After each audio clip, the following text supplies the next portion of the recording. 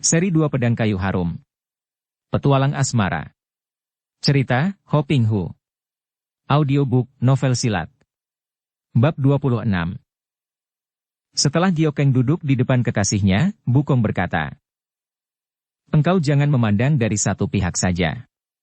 Ketahuilah bahwa kalau pemerintah menganggap Pek Lian Kau sebagai pemberontak, banyak rakyat menganggapnya sebagai pejuang melawan pemerintah yang lalim.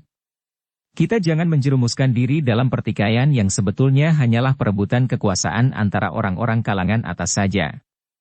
Permusuhan antara Pek Lian Kau dan pemerintah sama sekali tidak ada hubungannya dengan pernikahan kita, bukan? Dan aku yakin hanya Pek Lian Kau yang akan sanggup menikahkan kita, karena kalau kita memilih perkumpulan yang menjadi sahabat orang tuamu, mereka tentu akan menolak tanpa izin orang tuamu.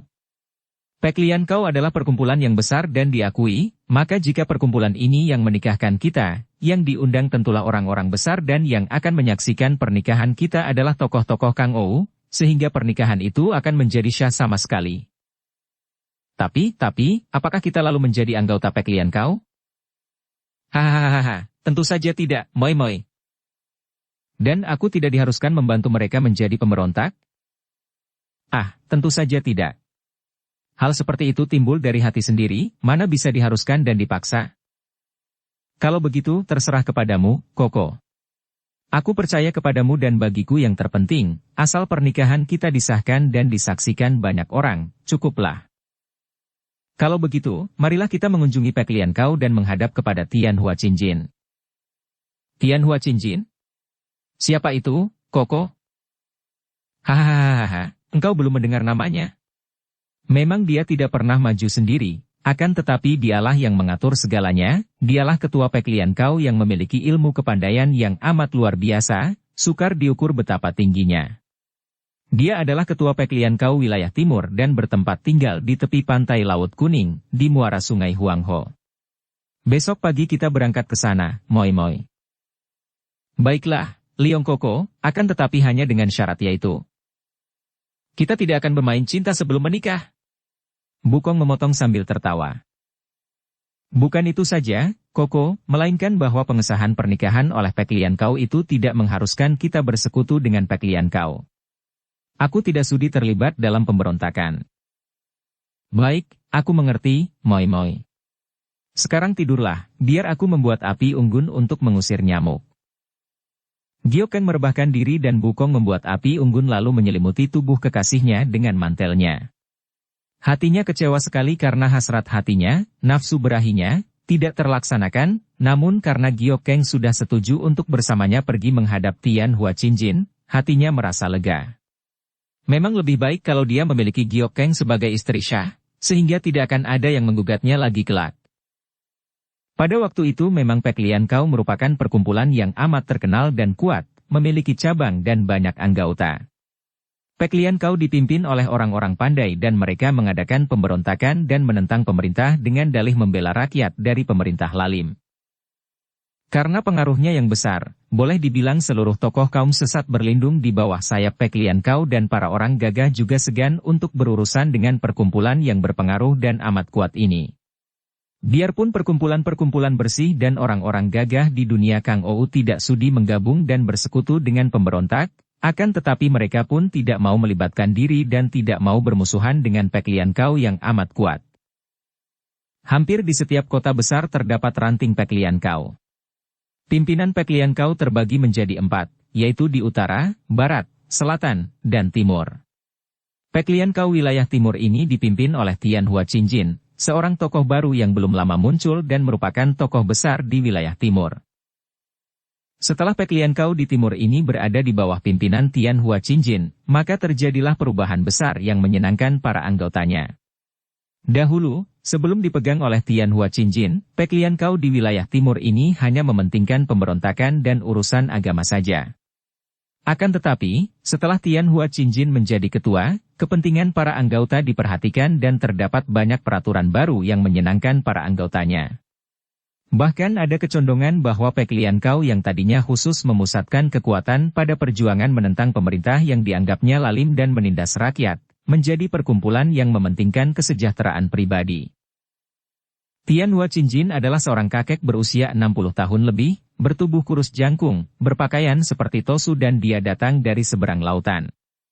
Tidak ada yang tahu jelas dari mana dia datang, akan tetapi ada kabar bahwa dia datang dari Korea. Selain memiliki ilmu silat yang tinggi, juga dia memiliki kepandaian sihir yang membuat para anggotanya menjadi makin tunduk dan takut. Tadinya sebelum munculnya ketua baru ini, di Pekliankau hanya ada pendeta-pendeta pria saja yang mempraktekkan ajaran agama campuran antara Buddha dan Tukau. Setelah Tianhua Qingjin menjadi ketua, dia memperbolehkan masuknya pendeta wanita. Anehnya, pendeta-pendeta wanita Pekliankau semua muda dan cantik. Dan hanya pakaian pendeta saja yang menunjukkan bahwa mereka adalah pendeta Pekliankau. Padahal sebetulnya pendeta-pendeta wanita ini adalah wanita-wanita yang bertugas menghibur para pimpinan Pekliankau dan sebutan pendeta itu hanya sebagai kedok belaka.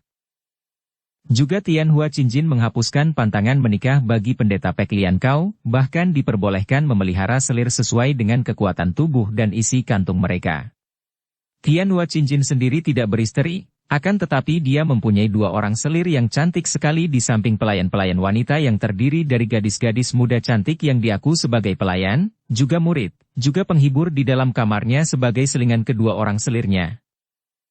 2 orang selir itu pun bukan orang sembarangan dan mereka diambil sebagai bukti dari ketua itu bahwa dia adalah seorang yang anti pembesar pemerintah dan memusuhi para pembesar pemerintah. Belum lama setelah dia menjadi ketua, dia menculik 2 orang wanita itu, yaitu putri seorang pembesar di kota Xinyang, seorang dara muda yang masih gadis, dan juga selir pembesar itu, selir termuda dan tercantik. Dia memperkosa kedua orang wanita muda dan cantik itu, kemudian dengan paksa membawa mereka ke markas Pekliankau dan mengangkat mereka menjadi selir-selirnya. 2 orang wanita itu hanya dapat menangisi nasib mereka, karena mereka sama sekali tidak berdaya untuk melawan, bahkan membunuh diri pun tidak mungkin karena selalu terjaga. Kemudian, di bawah kekuasaan sihir Tianhua Qingjin, kedua orang wanita itu malah menurut dan senang hati melayani si kakek sebagai suami mereka yang tercinta. Dengan dalih berjuang demi kepentingan rakyat jelata dan demi pembebasan rakyat dari penindasan pemerintah lalim, Pekliankau dapat mengumpulkan banyak dana dari sumbangan rakyat. Terutama sekali rakyat yang kaya banyak menyumbangkan hartanya, bukan semata-mata karena demi perjuangan, melainkan karena mereka ini mengharapkan jaminan bahwa harta bendanya takkan diganggu oleh Pekliankau. Demikianlah, kata-kata, perjuangan, kehilangan kemurnian maknanya, dan dijadikan modal bagi mereka yang menghendaki cita-citanya tercapai, cita-cita demi kepentingan diri sendiri, baik berupa ambisi mencapai kedudukan tinggi maupun mencari kekayaan. Hal seperti ini terjadi semenjak sejarah berkembang di zaman dahulu sampai sekarang, dan di seluruh pelosok dunia. Pada suatu hari, menjelang tengah hari, sepasang orang muda datang mengunjungi markas Pekliankau wilayah timur itu. Mereka berdua itu bukan lain adalah Liong Bukong dan Chia Giokeng. Dara ini terheran-heran dan kagum melihat keadaan Pekliankau ketika dia tiba di pintu gerbang perkumpulan itu. Tempat itu merupakan sebuah perkampungan di tepi pantai laut, perkampungan yang terkurung oleh tembok yang kokoh kuat dan tinggi, dengan pintu-pintu gerbang yang terjaga kuat dalam bentuk benteng yang terjaga siang malam dengan kuatnya. Ketika Liong Bukong memperkenalkan namanya pada pintu gerbang pertama, mereka berdua diharuskan menanti sampai seorang penjaga melapor ke dalam melalui pintu gerbang yang berlapis 5 dan terjaga kuat menuju ke dalam. Mereka harus menanti agak lama karena untuk menentukan apakah seorang tamu diperbolehkan masuk. Apalagi tamu yang ingin berjumpa dengan ketua, haruslah diputuskan oleh ketua sendiri dan pelaporan kepada ketua melalui beberapa orang komandan jaga. Tianhua Qingjin sedang makan siang, ditemani oleh 2 orang selirnya yang cantik dan dilayani oleh gadis-gadis muda yang cantik pula. Mendengar pelaporan bahwa seorang bernama Liong Bukong, putra ketua Kui Engpang di Telaga Kui Ou hendak berjumpa dengannya, ketua ini mengangguk-angguk. Dia belum pernah bertemu dengan pemuda itu, akan tetapi dia sudah mendengar akan nama Kui Engpang, bahkan dia pernah mendengar betapa perkumpulan kaum sesat itu pernah bersekutu dengan Pekliankau, sungguh pun persekutuan itu belum menghasilkan sesuatu. Tadinya dia agak malas untuk bertemu dengan pemuda putra datuk kaum sesat itu, akan tetapi karena teringat akan cerita tentang perebutan bokor emas milik Panglima Tehu dan kabarnya bokor emas itu pernah terjatuh ke tangan ibu pemuda yang datang ini, hatinya tertarik dan mengatakan kepada pengawal agar Liong Bukong dipersilakan menunggunya di ruangan tamu. Dengan cara berantai, perintah ini akhirnya disampaikan juga kepada Leong Bukong yang bersama Chia Giokeng masih menunggu di luar pintu gerbang pertama dengan hati tidak sabar. Mereka dikawal masuk pintu gerbang pertama sampai di pintu gerbang kedua, di mana mereka dikawal oleh penjaga lain lagi menuju ke pintu gerbang ketiga dan seterusnya sampai mereka melalui pintu gerbang kelima. Di sini, mereka disambut oleh 3 orang pendeta laki-laki dan 3 orang pendeta wanita yang mengawal mereka ke ruangan tamu di bangunan khusus. Giokeng terheran-heran. 3 orang pendeta pria itu rata-rata berusia 50 tahun, sikap mereka halus dan jelas membayangkan bahwa mereka memiliki kepandaian silat tinggi. Akan tetapi 3 orang pendeta wanita muda, paling tua 30 tahun usianya, dan wajah mereka cantik-cantik. Biarpun mereka juga kelihatan halus pendiam, namun Giokeng dapat menangkap kerling mata yang menyambar tajam dan penuh arti ke arah wajah Bukong yang tampan. Setibanya di ruang tamu dan dipersilakan duduk, Giokeng makin kagum. Kalau tadi dia mengagumi kekuatan dan ketertiban penjagaan di benteng Peklian Kau, kini dia mengagumi keindahan ruangan itu.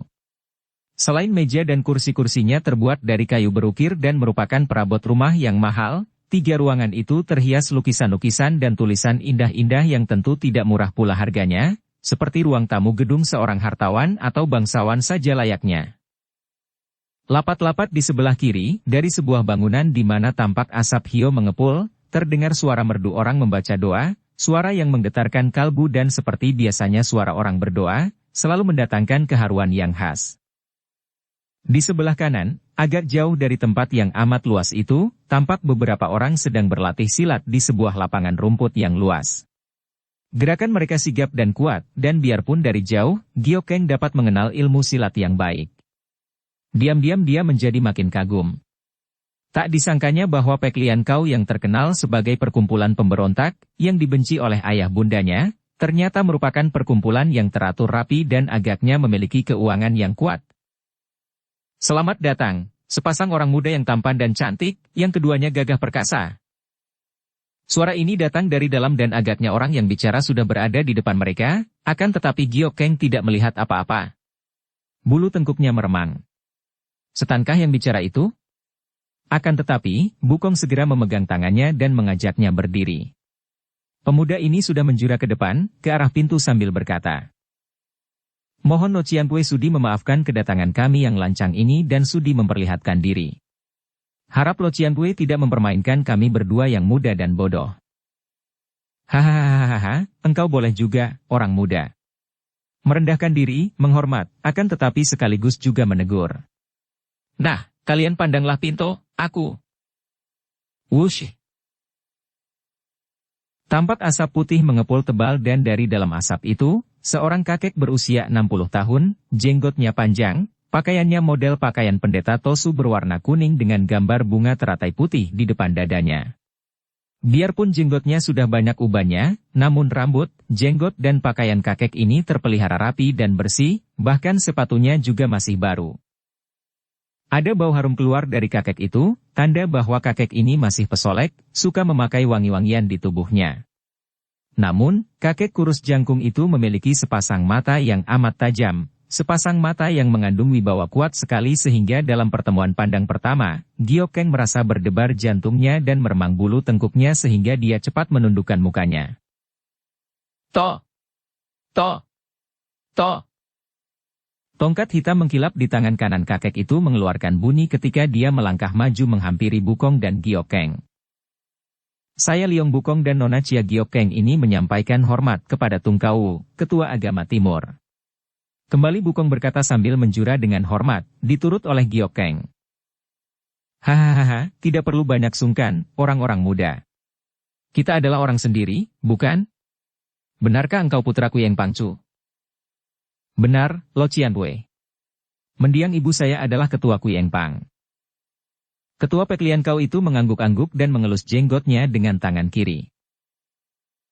Pinto sudah mendengar akan kematian itu, kalau tidak salah, dalam perebutan bokor pusaka bukan?" Sayang sekali. Mari silakan duduk agar enak kita mengobrol." Dua orang muda itu lalu duduk di atas kursi berhadapan dengan tuan rumah dan tak lama kemudian muncullah pelayan-pelayan wanita menghidangkan minuman.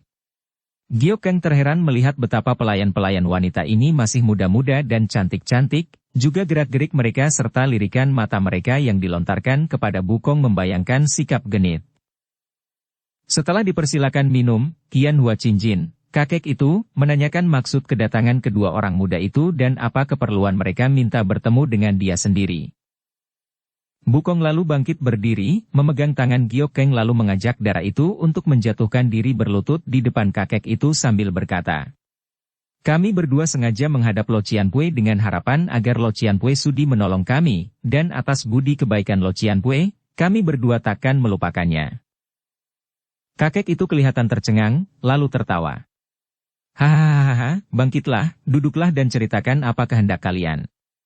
Tentu saja mengingat akan hubungan antara Pek Lian Kau dan Kui Engpang, Pinto akan memperhatikan permintaanmu dan jika mungkin tentu saja kami akan suka sekali membantu si Chu. Bukong dan Gyokeng bangkit dan duduk kembali. "Permohonan kami tidak lain agar Lo Qianpui sudi menikahkan kami berdua di sini secara resmi."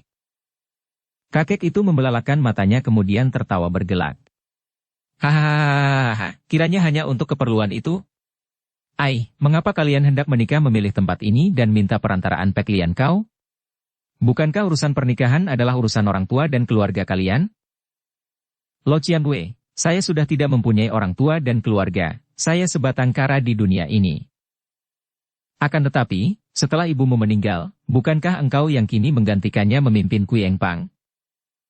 Seperti Lo Qianpui tentu telah mendengar, perkumpulan kami dihancurkan oleh pemerintah dan selain kini saya belum berkesempatan untuk menghimpunnya kembali, juga dalam pernikahan ini, kiranya kalau bukan Pek Lian Kau yang mengadakan, tidak ada lagi yang akan berani." Mengapakah?"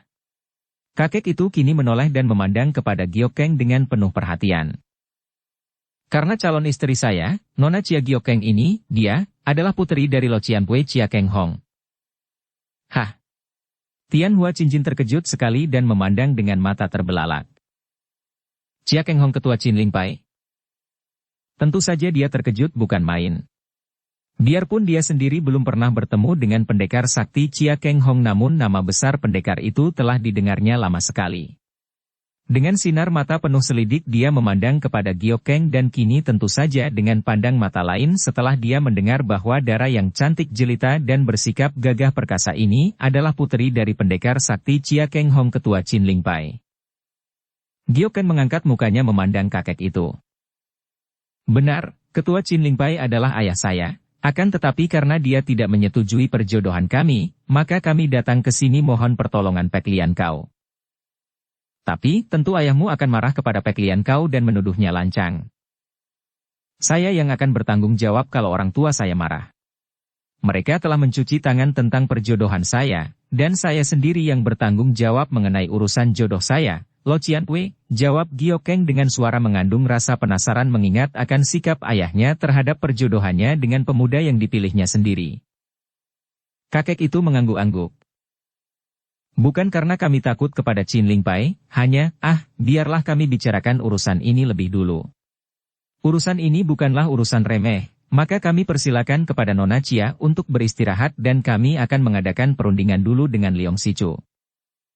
Ketua itu lalu memanggil pelayan wanita, memerintahkan para pelayan untuk mengantar Gyokeng ke dalam sebuah kamar tamu yang cukup mewah dan bersih. Darah ini tidak berani membantah, maka setelah bertukar pandang dengan Bukong, dia mengikuti para pelayan menuju ke sebuah kamar tamu yang berada di sebelah belakang bangunan besar itu. Gyokeng memperoleh pelayanan istimewa, disuguhi hidangan makan siang yang lengkap dan lezat bahkan ada 2 orang pendeta wanita Pek Lian Kau yang menemaninya dan ternyata mereka itu selain muda dan cantik, juga mempunyai pengetahuan luas mengenai ilmu silat dan ilmu sastra. Makin kagumlah hati Gyokeng terhadap Pek Lian Kau yang sebelumnya dianggap sebagai perkumpulan para pemberontak liar. Akan tetapi, hatinya mulai khawatir ketika malam tiba dan belum juga ada kabar tentang kekasihnya yang tadi ditinggalkannya karena hendak berunding dengan pimpinan Pek Lian Kau mengenai permintaan mereka untuk menikah di perkumpulan itu. "Di manakah adanya Leong Koko? Aku ingin bicara dengan dia dan mendengar keputusan perundingannya dengan pimpinan Pek Lian Kau," tanyanya kepada 2 orang pendeta wanita yang baru datang menggantikan yang 2 pertama. Seorang di antara mereka tersenyum manis. Harap Kounio tenangkan hati, Leong Sichu sedang beristirahat di kamar sebelah dan dia berpesan agar Kounio suka beristirahat malam ini melepaskan lelah dalam perjalanan. Hihihi, baru berpisah sehari saja masa sudah rindu, kata pendeta wanita kedua. Merah sekali muka Gyokeng mendengar ini dan dia makin curiga. Sikap dan kata-kata para pelayan muda dan pendeta wanita di tempat ini benar-benar mencurigakan, begitu genit. Harap suka panggil dia ke sini atau antarkan aku ke kamarnya, aku mau bicara sedikit dengan dia, katanya pula tidak mempedulikan dua orang pendeta wanita yang tersenyum-senyum penuh arti itu. Ai, Kounio. Apa tidak kasihan kepadanya? Dia baru beristirahat dan bersenang-senang, dia tidak memilih kami dan menyuruh kami menemani Nona di sini. Makin curiga dan tidak enak hati Gyokeng mendengar ini. Namun karena dia mengharapkan pertolongan dari pihak Pek Lian Kau untuk pernikahannya dengan Bukong, maka dia menahan sabar. Bahkan dia lalu memijat pelipis kepalanya dengan alis berkerut dan berkata, "Harap Jiwie, kalian suka meninggalkan saya karena saya merasa pening dan hendak tidur. Perlukah kami pijiti badan dan kepalamu, Kounio?" Seorang pendeta wanita bertanya dengan manis. "Tidak usah, harap Jiwie jangan repot-repot dan harap suka meninggalkan saya sendiri." Dua orang pendeta wanita itu lalu bertepuk tangan memanggil pelayan, membersihkan meja bekas perjamuan, kemudian sambil tersenyum-senyum mereka meninggalkan kamar Gyokeng dan menutupkan daun pintu kamar itu. "Selamat tidur, Kounio. Selamat bermimpi, calon pengantin. Jangan khawatir, pengantin pria akan tetap utuh. Kecuali agak lemas tentunya, hihihi." Gyokeng meloncat ke pintu dan memasang palang pintu, mukanya merah dan alisnya berkerut. Sikap dua orang wanita itu sungguh mencurigakan. Apa yang terjadi dengan kekasihnya? Jangan-jangan Pek Lian Kau berlaku curang dan mencelakai Bukong. Dia harus menyelidiki. Siapa tahu kalau dia dan Bukong terjebak ke dalam perangkap musuh. Akan tetapi dia harus berlaku hati-hati. Di tempat ini merupakan sarang orang-orang pandai. Baru para pendeta wanita genit yang menemaninya tadi saja jelas memiliki ilmu silat yang tinggi. Apalagi ketuanya. Bergidik dia kalau mengingat kelihayan kakek itu, yang dalam pertemuan pertama siang tadi sudah mendemonstrasikan kepandaiannya, ilmu sihir yang mengerikan, yang membuat kakek itu pandai, menghilang. Gyokeng mengatur bantal guling di atas pembaringan, diselimutinya sehingga kelihatan seperti orang tidur, memadamkan lampu kamar. Kemudian dengan gerakan ringan dan hati-hati sekali dia menyelinap keluar dari jendela kamar meloncat dengan gerakan seperti seekor burung. Malam sudah larut, karena memang dia menanti sampai sepi sebelum keluar dari kamarnya itu. Tidak tampak seorang pun manusia dan lorong-lorong di perkampungan Pek Lian Kau itu cukup gelap sehingga dia dapat menyelinap di dalam bayang-bayang yang gelap sambil memandang ke kanan kiri dengan waspada. Mula-mula dia hendak mencari kamar di mana Bukong bermalam karena dia harus bicara dengan kekasihnya itu, memperingatkan Bukong agar berhati-hati karena dia menaruh curiga kepada Pek Lian Kau dengan pendeta-pendeta wanitanya yang genit. Setelah mengintai di beberapa kamar dalam rumah-rumah yang berjajar di sekitar ruangan tamu, akhirnya dia mendengar suara yang keluar dari sebuah kamar yang lampunya masih bernyala. Mula-mula dia mendengar suara wanita, dan karena dia menganggap bahwa kamar itu tentulah kamar pendeta-pendeta wanita yang lihai, dia ingin melewatinya saja. Akan tetapi, ketika dia mendengar suara laki-laki yang dikenalnya seperti suara Bukong, dia terkejut dan cepat mendekati jendela kamar, merunduk dan mendengarkan. "Sudah cukup, sudah terlalu banyak aku minum. Jiwie terlalu baik dan manis, hahaha." Terdengar suara Bukong, suara orang yang sudah mulai mabok. "Haya, seorang gagah seperti Sichu, masa muda saja mabok? Sudah terlalu lama kami tidak berjumpa dengan seorang laki-laki jantan dan ganteng seperti Sichu. Marilah Sichu, kupilihkan daging yang paling empuk." Terdengar suara merdu merayu seorang wanita. "Dan minumlah secawan lagi, Sichu. Lihat, biar aku minum setengahnya." Sichu sungguh tampan sehingga gemas hatiku dibuatnya. Ingin aku menjadi cawan. "Hahaha, sungguh aneh kau ini. Mengapa ingin menjadi cawan?" Terdengar Bukong bertanya kepada wanita kedua yang suaranya terdengar lebih halus daripada wanita pertama.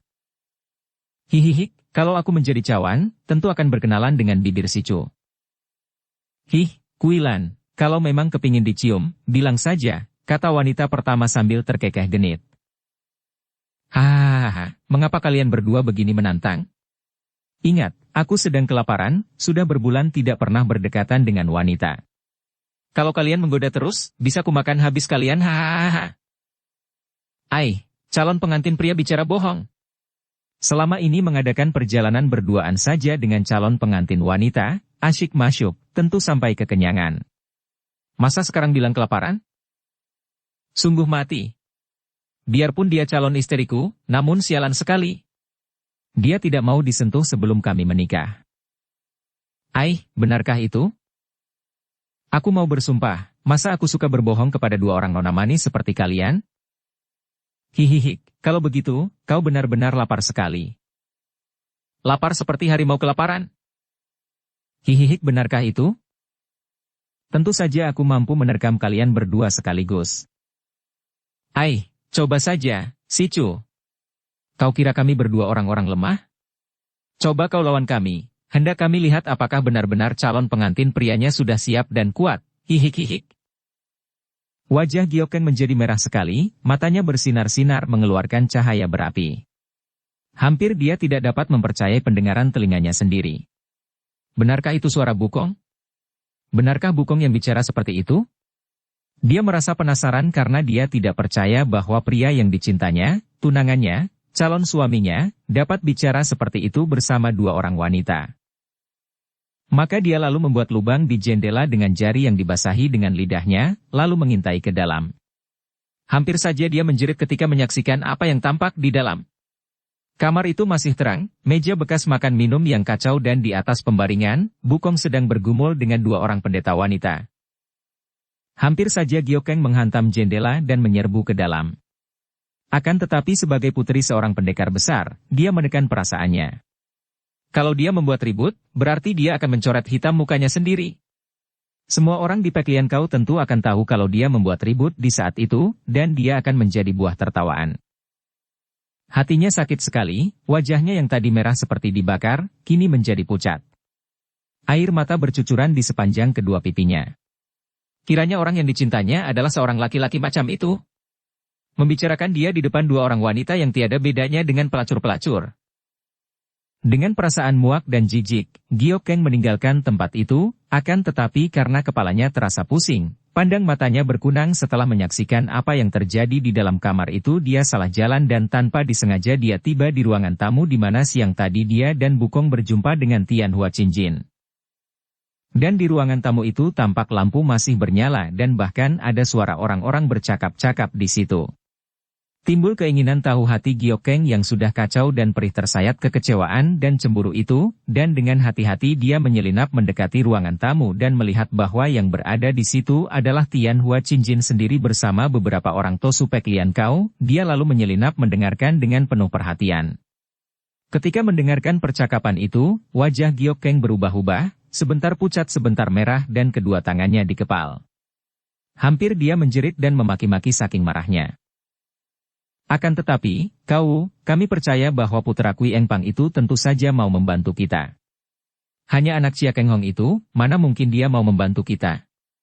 Jangan-jangan kelak dia hanya akan menimbulkan bencana, kata seorang Tosu. Jangan-jangan dia malah mata-mata pemerintah untuk menyelidiki kita, kata yang kedua. Mungkin Liang Bukong itu sudah menjadi kaki tangan mereka pula. Kita harus ingat bahwa Chia Keng Hong selalu membantu Tehu dan beberapa kali sudah menghancurkan usaha perjuangan kita. Persekutuan kita dengan orang-orang Portugal pun dihancurkan dengan bantuan Chia Keng Hong. Kita harus waspada. Memang, kita harus waspada, kata Ketua Peklian Kau. Dan justru karena kewaspadaan inilah maka kedatangan Bukong amat baik bagi kita. Pemuda itu sudah berjanji bahwa kalau putri ketua Qin Lingpai itu sudah menjadi istrinya tentu akan menurut segala kehendaknya. Dan baiknya, setelah putrinya berada di sini dan kita yang menikahkan, berarti bahwa Peklian Kau berbesan dengan Qin Lingpai. Kita akan mengumumkan hal ini. Kenyataannya tidak ada yang bisa membantah bahwa putri Qin Lingpai itu menjadi pengantin di sini, dan Peklian Kau yang mengurusnya. Setelah kenyataan ini, mau tidak mau Qin Lingpai tentu akan berbaik dengan kita dan akan mudah kita tarik sebagai sekutu karena pemerintah sendiri tentu akan mencurigai Qin Lingpai. Kalau begitu bagus juga siasat ini, kau. Mudah-mudahan saja berhasil baik. Betapapun juga, Pinto merasa khawatir harus berurusan dengan ketua Qin Lingpai yang lihai itu. Hahaha, takut apa? Tentu dia tidak akan mau mencelakakan putrinya sendiri. Untung putrinya itu tergila-gila kepada Liong Bukong. Andai kata ketua Qin Lingpai berkeras kepala dan mengorbankan putrinya, tak usah khawatir, Pinto sanggup menghadapinya. Kalau Pinto masih kalah kuat dalam ilmu silat, dengan Hoatsut, ilmu sihir, Pinto tentu akan dapat menguasainya. Bagaimana kalau sesudah menikah, putri Qin Lingpai itu tetap tidak mau membantu kita? Liong Sichu sudah setuju bahwa kalau istrinya membandel, kita diperbolehkan menawannya dan menggunakannya sebagai sandera terhadap ayahnya. Hampir saja Gio Keng pingsan mendengar semua itu. Kalau tadi melihat Liong Bukong bermain cinta, berzina dengan dua orang pendeta wanita, hatinya sudah tertusuk. Kini mendengar percakapan itu dan tahu akan pengkhianatan yang dilakukan Bukong terhadap dirinya, dia merasa ulu hatinya tertikam dan membuatnya hampir tak dapat bernapas. Kemarahannya memuncak dan dia sudah lupa akan segala kewaspadaannya lagi. Yang ada hanyalah kemarahannya kepada Liong Bukong. Baru terbuka matanya sekarang orang macam apa adanya Liong Bukong. Baru dia tahu bahwa ternyata ayahnya benar. Dia telah salah pilih, dia telah salah menjatuhkan hatinya, menjatuhkan cinta kasihnya kepada seorang laki-laki keji dan jahat. Dari perbuatannya di Pek Lian Kau terbukalah kedok Liong Bukong bahwa pemuda itu sesungguhnya tidak mencintanya dengan murni.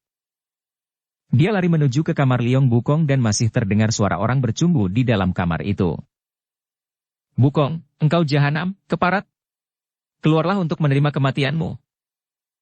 Gio Keng membentak dengan suara parau. Dia berdiri di luar kamar, wajahnya tertimpa sinar lampu penerangan yang suram, kelihatan menyeramkan. Mukanya pucat dan penuh dengan air mata yang bercucuran, bibirnya digigit dan tangan kanannya memegang sebatang pedang terhunus, pedang Gin Hua Kiam, sedangkan tangan kirinya memegang sarung pedang. Sepasang mata yang telah menjadi merah karena tangisnya itu memancarkan sinar maut. Dapat dibayangkan betapa kaget hati Bukong yang berada di dalam kamar ketika mendengar bentakan suara Gio Keng itu. Hal ini sama sekali tidak pernah disangkanya. Dikiranya bahwa darah itu sudah nyenyak karena gembira dan lega hatinya mendapatkan persetujuan ketua Pek Lian Kau untuk menikah di situ. Dia sedang bermain cinta dengan dua orang pendeta wanita yang manis dan menarik, maka begitu mendengar bentakan kekasihnya, dia menjadi pucat.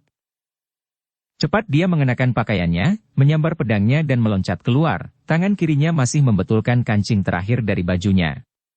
Melihat Gio Keng sudah berdiri di luar dengan pedang Gin Hua Kiam di tangan, Bukong cepat berkata, Moi, ada apakah? Dia bertanya gugup, melirik ke arah kamarnya dan dengan lega dia tidak melihat dua orang pendeta wanita itu keluar. Keparat keji, manusia berhati iblis, kau masih berpura-pura bertanya lagi. Gio Keng hampir menjerit dan sudah menerjang maju dengan hebatnya, menggerakkan pedang Gin Hua Kiam menusuk. Cering, plak. Bukong terhuyung ke belakang. Dia berhasil menangkis tusukan pedang yang mengenai punggungnya. Keng Moi, bicaralah dulu. Ada apakah? Anjing tak tahu malu. Gio Keng memaki lagi dan menudingkan pedangnya ke arah muka pemuda itu. Pantas saja engkau anak datuk sesat. Kiranya engkau adalah seorang yang cabul dan tak bermalu, engkau seorang berhati palsu. Bersiaplah untuk mampus di ujung pedangku.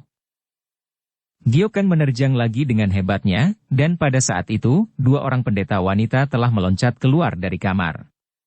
Melihat mereka itu, hati Gio Keng seperti dibakar rasanya, dia meninggalkan Bukong yang sibuk menangkis, tubuhnya melayang ke arah dua orang pendeta wanita itu dan pedangnya menyambar ganas.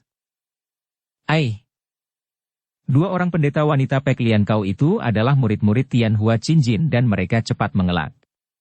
Namun, dibandingkan dengan Gio Keng, tentu saja tingkat mereka masih jauh di bawah tingkat darah perkasa itu, maka dua kali gebrakan saja mereka itu terluka hebat, seorang di leher dan seorang lagi di lambung. Mampuslah, perempuan jalang! Gio Keng membentak dan pedangnya mengirim tusukan maut. Terang! Cering! Dua kali pedang tertangkis dan terpental. Ketika Gio Keng mengangkat muka memandang, ternyata yang menangkis pedangnya adalah tongkat hitam di tangan Tian Hua Qinjin, ketua Peklian Kau yang sudah berada di situ bersama beberapa orang Tosu Peklian Kau dan puluhan orang anak buah Peklian Kau yang mengurung tempat itu.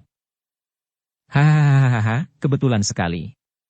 Memang kami ingin sekali melihat sampai di mana hebatnya kepandaian Putri Ketua Qin Lingpai. Liong Sichu, tangkap dia hidup-hidup untuk kami. Liong Bukong menggelengkan kepalanya dan berkata duka. Maaf Lo Cianpui.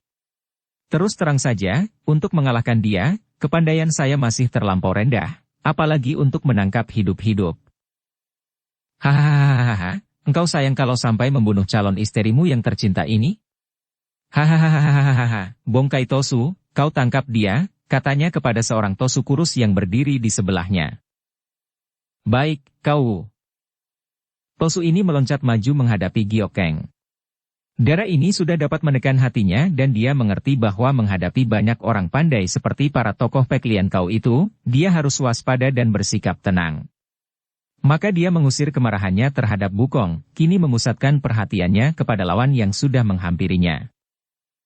Tosu yang bernama Bongkai Tosu ini usianya hampir 60 tahun, tubuhnya kurus sekali seperti kucing kelaparan, punggungnya agak bongkok dan melihat begitu saja, dia seperti seorang penderita busung lapar karena tubuhnya kurus kering, perutnya buncit, mukanya pucat dan agaknya akan terguling bila tertiup angin kencang. Tangan kirinya memegang sebatang tongkat yang panjangnya hanya 3 kaki, tongkat terbuat dari bambu kuning hanya sebesar ibu jari tangan. Hehe, nona muda. Mengapa kau marah-marah melibat kekasihmu bermain cinta dengan wanita lain? Hal itu sudah biasa bagi seorang laki-laki, mengapa kau marah-marah? Sudahlah, untuk apa kau mengamuk dan melawan kami? Percuma saja, lebih baik kau melepaskan pedang dan berlutut minta maaf kepada kau, tentu kau dimaafkan. Dukung channel Novel Silat dengan subscribe, follow, like, komen dan share. Benar, hahaha, benar sekali ucapan Bongkai Tosu. Perlu apa marah?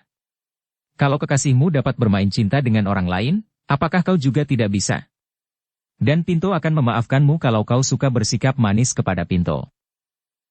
Ucapan ketua Peklian Kau ini membuat dada Giokeng terasa panas seperti dibakar. Tahulah dia bahwa dia telah terjebak ke dalam tempat pecomberan di mana orang-orangnya adalah manusia tidak tahu malu, cabul, dan jahat. Diam-diam dia bergidik memikirkan bagaimana dia sampai dapat tergila-gila kepada seorang manusia seperti Liong Bukong yang kini hanya berdiri tersenyum-senyum di situ.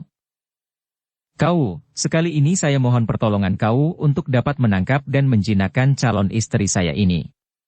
Untuk budi itu, saya akan menghadiahkan 2 buah benda pusaka dari Xiao Limpai kepada kau, kata Liong Bukong dan mendengar ini, tentu saja kemarahan Giokeng memuncak. Memang benda-benda pusaka itu belum dikembalikan ke Xiao Limpai oleh Bukong yang pernah mengatakan bahwa setelah mereka menikah, mereka akan pergi ke Xiao Limpai mengembalikan benda pusaka sambil minta maaf. Kiranya pemuda itu bukan hanya membohonginya, bahkan kini hendak menghadiahkan benda pusaka itu kepada ketua Peklian Kau. Bukong manusia berhati iblis. Dia menjerit dan tubuhnya sudah berkelebat menerjang pemuda itu. Terang-terang. Bukong menangkis 1 kali lalu meloncat ke belakang dan tangkisan kedua kalinya dilakukan oleh Bongkai Tosu. Hehe, nona manis. Pintolah lawanmu. Tiba-tiba Bongkai Tosu mengeluarkan pekik yang amat dahsyat. Pekik melengking tinggi menimbulkan getaran hebat yang langsung menyerang jantung di dalam dada Giokeng. Darah perkasa ini terkejut sekali, dan sebagai putri pendekar sakti tentu saja dia segera mengenal pekik ini. Dia tahu bahwa lawannya adalah seorang ahli Sai Chu Hokang, pekik auman singa, yang dikeluarkan dengan kaikang kuat untuk menggetarkan jantung lawan dan merobohkannya. Maka cepat dia mengerahkan sinkangnya disalurkan melindungi isi dada, kemudian dia membentak dengan suara melengking tinggi. Pendeta palsu, majulah. Bongkai Tosu terkejut sekali ketika suara darah itu mengandung kaikang yang tak kalah kuatnya, menyerangnya seperti pisau runcing menusuk ulu hatinya. Maklum bahwa dia tidak akan dapat mengalahkan darah itu dengan ilmu Sai Chu Hokang, dia lalu mengeluarkan suara gerengan seperti seekor harimau terluka, dan tangan kanannya sudah menggerakkan tongkatnya untuk menyerang tubuh Giokeng. Darah ini melihat betapa ujung tongkat lawan tergetar dan seperti berubah menjadi banyak, kemudian ujung tongkat itu meluncur melakukan serangan totokan ke arah 7 jalan darah di sebelah depan tubuhnya. Hait, terang-cering-cering-terang. Bertubi-tubi datangnya serangan totokan yang dapat melumpuhkan lawan itu, namun dengan baiknya Gyokeng dapat menangkis semua totokan tongkat itu dan bukan hanya menangkis, bahkan darah ini dapat membalas secara kontan keras dengan serangan-serangannya yang dahsyat. Pertandingan berlangsung seru dan hebat. Pedang dan tongkat lenyap bentuknya dan yang tampak hanya gulungan sinar perak dari pedang Gin Huaqiam dan sinar hitam dari tongkat di tangan Tosu itu. Namun segera tampak nyata betapa gulungan sinar perak itu makin lama menjadi meluas dan membesar, sedangkan sinar hitam menjadi makin menyempit. Ini menandakan bahwa gerakan tongkat itu menjadi terbatas dan hanya dapat menangkis saja karena terdesak dan terhimpit oleh pedang di tangan Chia Gyokeng. Memang segera ternyata bahwa Bongkai Tosu bukanlah lawan Gyokeng. Tosu ini lihai sekali, merupakan pembantu atau murid yang pilihan dari Tianhua Qinjin. Akan tetapi menghadapi putri pendekar sakti ketua Qin Lingpai ini dia, mati kutu, dan selalu terdesak. Apalagi dia tidak berani melanggar perintah ketuanya, yaitu agar dia menangkap hidup-hidup gadis ini. Kalau dia diperbolehkan merobohkannya atau membunuh, masih mending, sungguh pun hal itu tidak dapat memastikan apakah dia akan menang. Kini, dia hanya menggunakan tongkatnya untuk merobohkan lawan tanpa membunuh, sebaliknya, pedang Gin Huaqiam menyambar-nyambar seperti seekor naga yang haus darah. Ah! Tiba-tiba Tosu yang selalu terdesak itu mengeluarkan bentakan nyaring, suara kaikang dari dalam perutnya yang menggetarkan semua orang yang mendengarnya, tongkatnya meluncur ke depan dengan serangan dahsyat ke arah ulu hati Gyokeng. Darah ini melihat datangnya serangan, tidak mau menangkis melainkan mengelak dengan loncatan ringan ke kiri, membiarkan tongkat lewat untuk kemudian membalas dengan sabetan pedang dari samping. Akan tetapi tiba-tiba ujung tongkat itu membalik, terdengar suara, wutut, dan jarum-jarum hitam menyambar dari ujung tongkat mengarah kedua kaki Gyokeng. Inilah kelihayan tongkat para tokoh Pek Lian Kau. Kiranya tongkat di tangan Bongkai Tosu itu yang terbuat dari bambu, berlubang di dalamnya dan kini oleh Tosu itu dipergunakan sebagai sebatang sumpit yang pelurunya terdiri dari jarum-jarum hitam beracun. Hanya, mengingat akan perintah ketuanya, Tosu ini menunjukkan jarum-jarumnya ke arah kedua kaki Gyokeng. Hiya! Gyokeng mengeluarkan suara melengking tinggi dan tubuhnya mencelat ke atas dengan kecepatan seperti seekor burung walet, berjungkir balik beberapa kali dan tubuh itu melayang turun sambil menyerang dengan pedangnya ke arah ubun-ubun Bongkai Tosu. Haya! Bongkai Tosu terkejut bukan main. Tak disangkanya darah itu akan dapat bergerak secepat itu. Bukan hanya menghindarkan diri dari jarum-jarumnya, bahkan loncatan itu merupakan serangan yang amat cepat dan tak terduga-duga. Dia menangkis dan mencoba untuk mengelak. Serat! Aduh! Tubuh Bongkai Tosu terjungkal karena biarpun dia sudah mengelak dan menangkis, tetap saja ujung pedang Gin Huaqiam merobek baju di punggungnya berikut kulit punggung dan sedikit daging. Trang! Untung bagi Bongkai Tosu bahwa pada saat itu sebatang tongkat hitam yang panjang telah menangkis pedang Gin Huaqiam yang sudah meluncur untuk mengirim tusukan maut kepadanya. Gyokeng meloncat mundur dengan kaget. Tangannya yang memegang pedang tergetar hebat oleh tangkisan itu dan ternyata bahwa yang menangkisnya adalah Tianhua Qinjin sendiri. Tangkisan itu saja sudah menunjukkan bahwa kakek itu memiliki sinkang yang amat kuat. Namun tentu saja Gyokeng tidak menjadi gentar. Dara perkasa ini sejak kecil digembleng oleh ayah bundanya sehingga dia menjadi seorang dara yang selain berkepandaian tinggi, juga berwatak berani dan gagah, tidak mengenal artinya takut. Tianhua Qinjin. Dia membentak sambil menudingkan pedangnya ke arah muka kakek itu. Aku Chia Gyokeng tidak mempunyai urusan apa-apa dengan Pek Lian Kau, dan aku hanya ingin membunuh si jahanam laknat Liong Bukong. Aku minta agar Pek Lian Kau tidak mencampuri urusan antara kami. Akan tetapi, hal ini bukan berarti bahwa aku takut kepada Pek Lian Kau. Mundurlah, dan biarkan aku berhadapan dengan anjing busuk Liong Bukong. Tianhua Qinjin tertawa, suara ketawanya terdengar halus dan menggetarkan hati Gyokeng.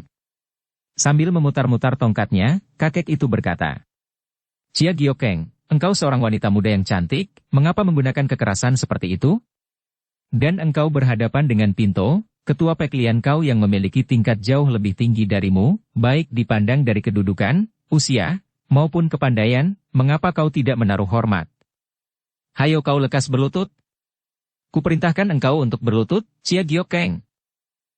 Suara itu demikian penuh wibawa yang amat kuat dan sepasang mata itu seperti melumpuhkan semangat Gyokeng sehingga darah ini, di luar kehendaknya sendiri, tiba-tiba menjatuhkan diri berlutut.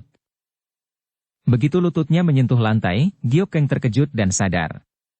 Pernah dia mendengar penuturan ayahnya tentang kekuatan Sinkang yang amat hebat, yang disalurkan melalui pandangan mata dan suara, sehingga pandang mata dan suara itu dapat mempengaruhi hati dan pikiran lawan dan dengan mudah dapat mengalahkan lawan tanpa menggerakkan tangan. Ilmu ini adalah ilmu sihir yang oleh ayahnya disebut ilmu Ibun Tuhoat, semacam hipnotis, yaitu ilmu menguasai hati dan pikiran orang. Dia menjadi sadar, mengerahkan sinkangnya dari pusar dan dengan hawa murni di tubuhnya dia mengerahkan kemauannya melawan kekuasaan yang mencekamnya itu, dan sambil memekik nyaring seperti orang baru sadar dari mimpi, Gyokeng meloncat bangkit berdiri dan membentak. Tosu siluman, aku tidak takut kepadamu, lalu tanpa banyak cakap lagi darah pendekar ini telah menyerang Tian Hua Qinjin dengan pedang peraknya. Ah! Kakek itu berseru kagum melihat betapa darah itu dapat membebaskan diri dari pengaruh sihirnya. Terpaksa dia mengangkat tongkatnya menangkis sambil mengerahkan sinkang untuk membuat pedang lawan terlepas dari pegangan. Akan tetapi, betapa kaget dan kagumnya melihat pedang itu sudah berubah gerakannya dan menyerang ke arah perutnya dari bawah. Hati ketua Peklian Kau ini menjadi gembira sekali. Dia mengelak dengan loncatan ke belakang sambil tertawa dan berkata, "Hahaha, aku ingin sekali melihat sampai di mana hebatnya ilmu silat dari Qin Ling Pai." Gyokeng maklum akan kelihayan lawan, maka dia pun tidak mau berlaku sungkan lagi. Begitu pedangnya digerakkan, dia telah menyerang dengan ilmu simpanannya, yaitu ilmu silat Haikek Sin Kun. Wutut sing sing sing. Hei! Haya! Tian Hua Qinjin berteriak-teriak saking kaget dan kagumnya menghadapi gerakan pedang yang demikian cepat dan aneh. Gerakannya kelihatan lambat, namun daya serangnya lebih cepat daripada ilmu pedang yang pernah dikenalnya. Dia tadinya hendak mengelak saja sambil memperhatikan ilmu pedang lawan karena dia sudah mendengar bahwa pendekar sakti Chia Keng Hong merupakan tokoh pertama di dunia persilatan pada waktu itu dan kabarnya memiliki ilmu silat yang luar biasa.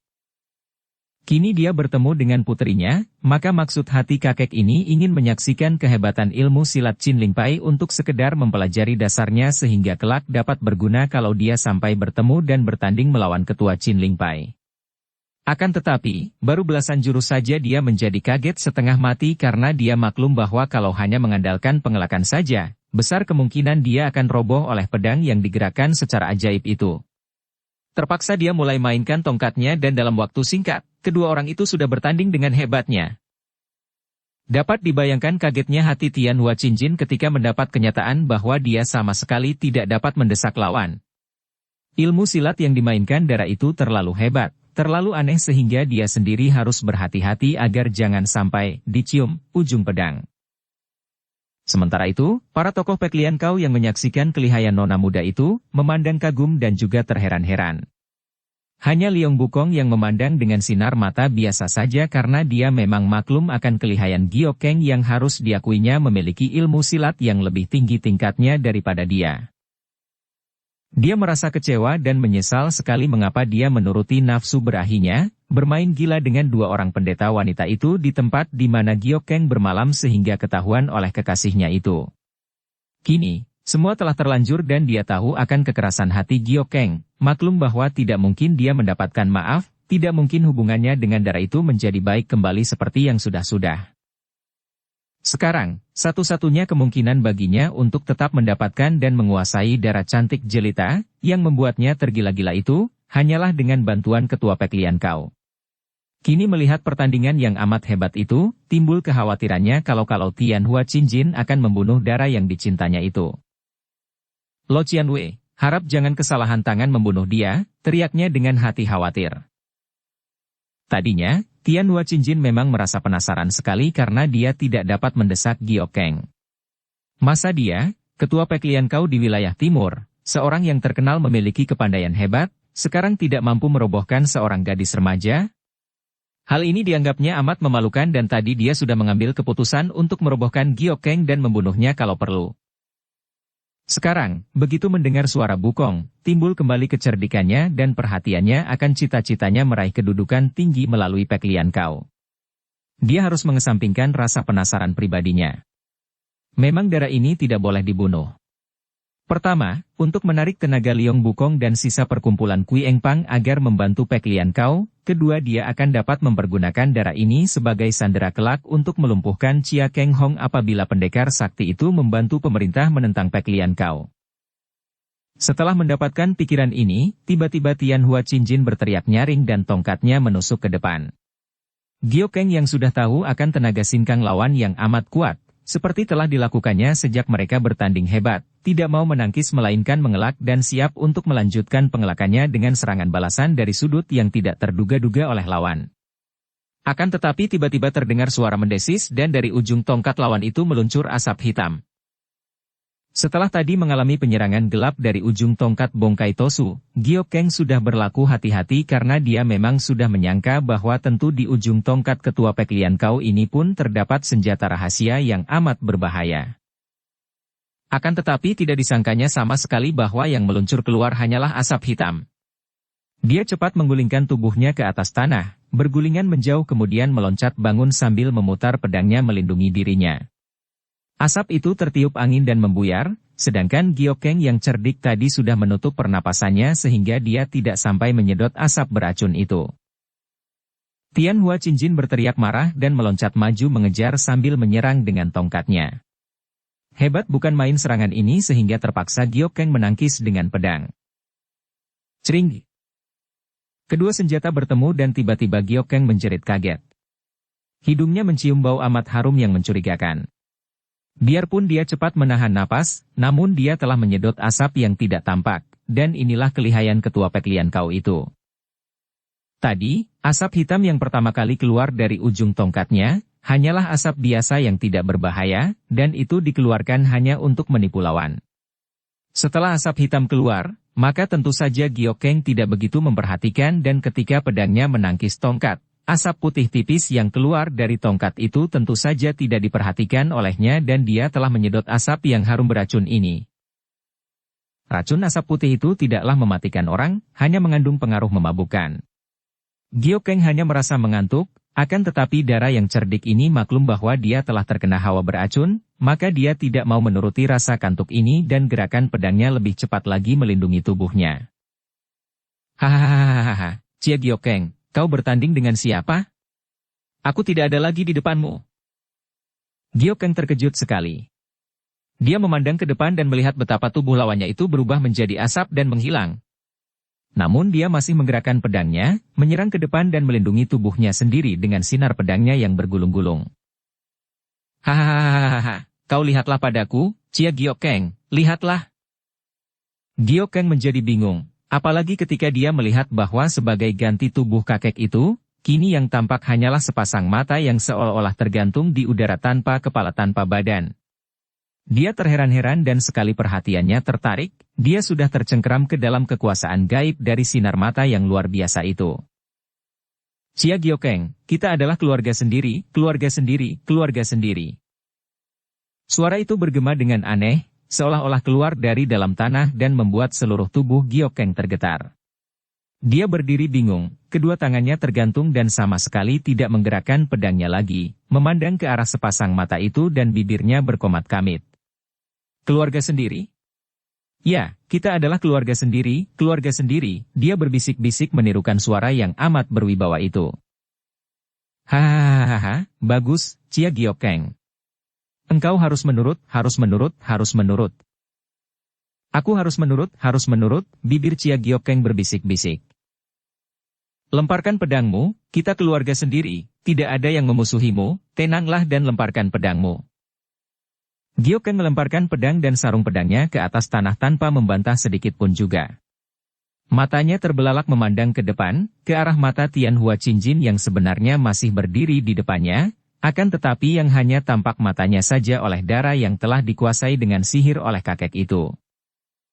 Engkau lelah, Cia Giokeng, engkau mengantuk, tidurlah dengan nikmat, tidak ada apa-apa lagi, kau lelah dan mengantuk tidurlah. Sepasang mata Cia Giokeng yang tadi terbelalak, kini perlahan-lahan terpejam dan tubuhnya bergoyang-goyang, lalu dia roboh tergelimpang dalam keadaan tidur nyenyak. Akan tetapi sebelum tubuhnya terbanting ke atas lantai, Bukong sudah melangkah maju dan memeluknya. Hahaha. Tian Hua Qinjin tertawa girang. Sekarang bawalah pengantinmu itu ke dalam kamar, Liong Sichu. Akan tetapi, akan merepotkan sekali kalau Pinto selalu harus menguasai dengan sihir. Pinto masih mempunyai banyak urusan, maka sebaiknya menjinakkan dia dengan obat ini. Berilah 1 sendok teh setiap hari, dicampurkan ke dalam minumannya, tentu dia akan selalu menurut kehendak Sichu. Liong Bukong menerima bungkusan obat dari kakek itu lalu berkata, "Terima kasih banyak atas bantuan Lo Cianpue. Akan tetapi, bagaimana dengan pernikahan kami?" Hahaha, jangan khawatir. Pinto akan laksanakan, dan sekarang juga kita akan menyebar undangan. Hahaha, Pek Lian kau berbesan dengan Qin Ling Pai, sungguh merupakan berita paling hebat di dunia Kang Ou. Ingin aku melihat bagaimana wajah Kaisar dan Panglima Tehu mendengar berita ini. Dan semua tokoh Kang Ou akan menyaksikan pernikahan ini, pernikahan tanpa paksaan, hahaha. Liong Bukong menjadi girang sekali. Kapankah hari baik itu diadakan, Lo Cianpue? Untuk menyebar undangan membutuhkan waktu. Kita tentukan harinya nanti, kira-kira sebulan lagi. Nah, bawalah nona ini ke kamarnya, Sichu. Engkau beruntung sekali mendapatkan darah seperti ini, dia akan menjadi seorang istri yang takkan pernah membosankan, hahaha. Liong Bukong memondong tubuh Gyokeng yang tidur pulas secara tidak wajar itu ke kamarnya. Hatinya girang sekali, akan tetapi juga timbul kekecewaan besar di hatinya. Dia ingin mendapatkan diri darah ini secara sukarela, tidak hanya ingin memperoleh dan menguasai tubuhnya, melainkan juga hatinya, cinta kasihnya. Sekarang terpaksa dia hanya akan mendapatkan tubuhnya saja, dan dia merasa seolah-olah tubuh darah yang telentang pulas di atas pembaringan itu bukan lagi Chia Gyokeng, melainkan boneka hidup. Obat bubuk yang diberikan kepada Gyokeng oleh Bukong, benar-benar amat manjur. Obat itu membuat Chia Gyokeng seperti seorang yang hilang ingatan dan tidak mempunyai semangat sama sekali.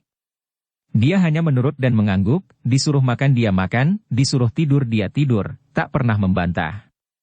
Akan tetapi, ketika Bukong berusaha untuk bermain cinta dengannya, darah itu menolak dan menggelengkan kepala. Bahkan dapat berkata, "Kita belum menikah." Hal ini menggirangkan hati Bukong.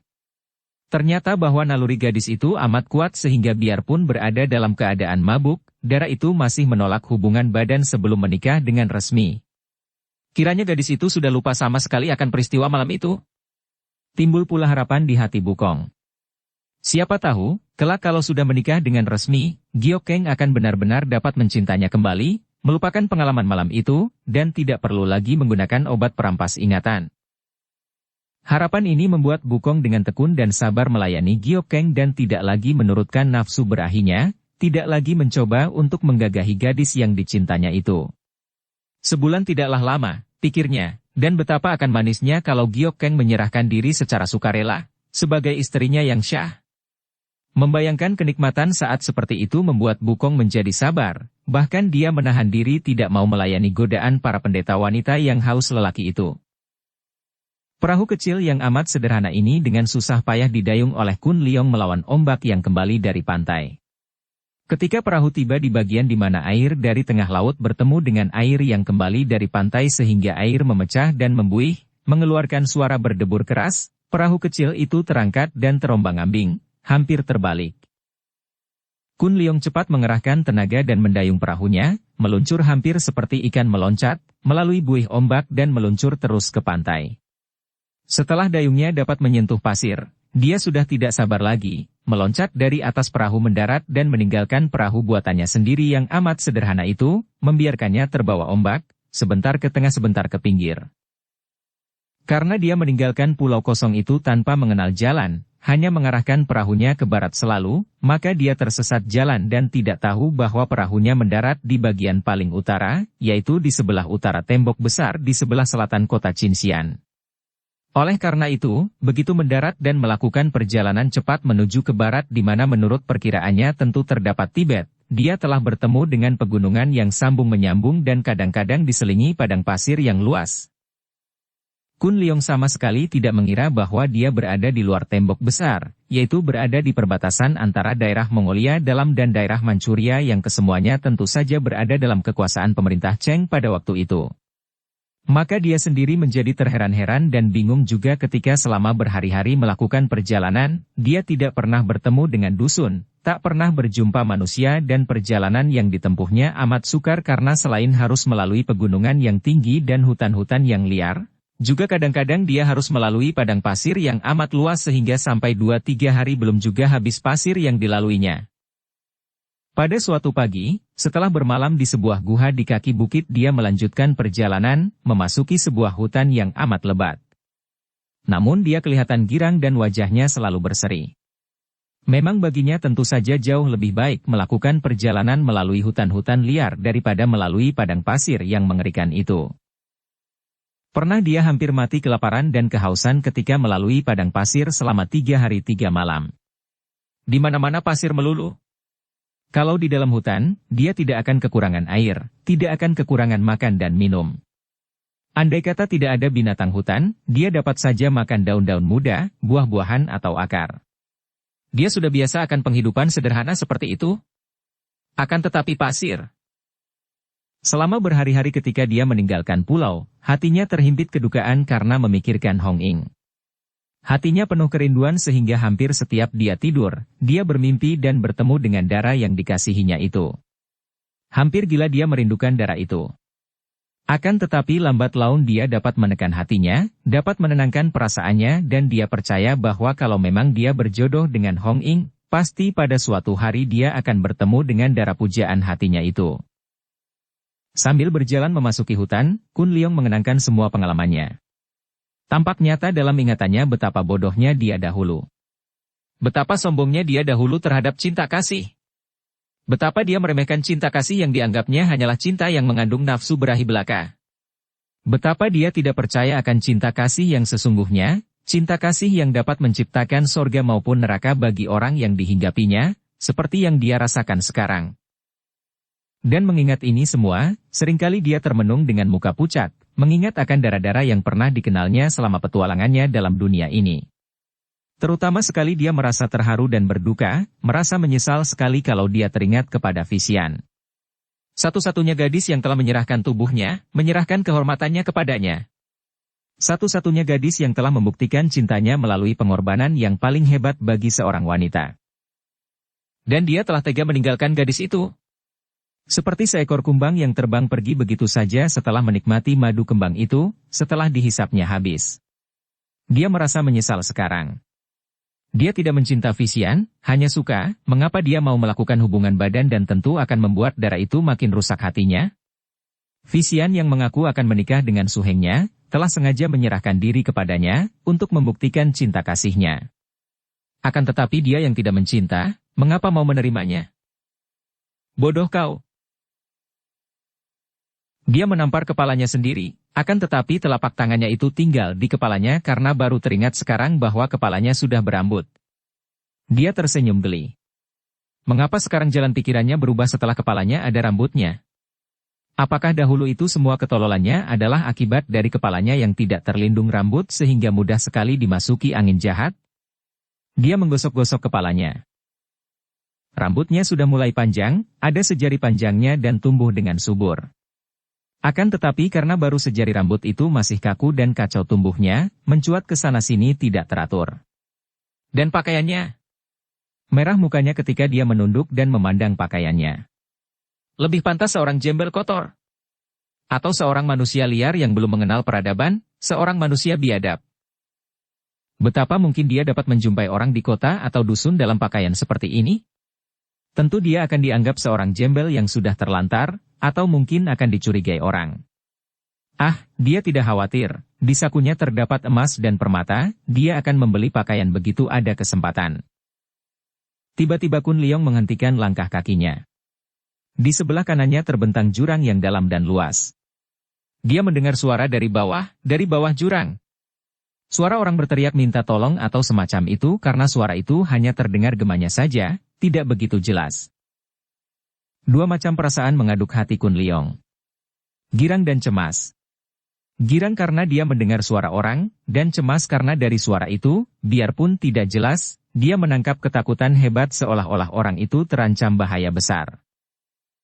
Cepat dia menuruni jurang yang curam itu.